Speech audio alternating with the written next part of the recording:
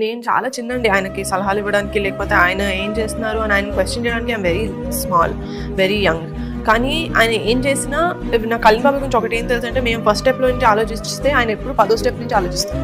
He always thinks ahead and he's very very clear about what he wants to do.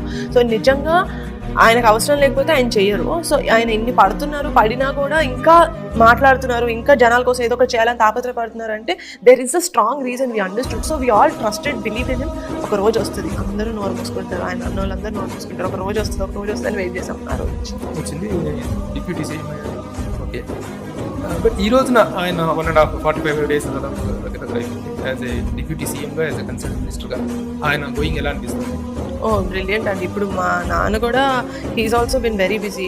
So Janavani చేసినప్పుడు నాన్న చెప్తా ఉంటారు అనమాట, వెళ్ళారు మొన్న 15 రోజులు. అంటే డైరెక్ట్గా బాబాయ్తో మాట్లాడడం కాదు కానీ నాన్న ద్వారా నాకు ఏమవుతుందో తెలుస్తుంది అనమాట.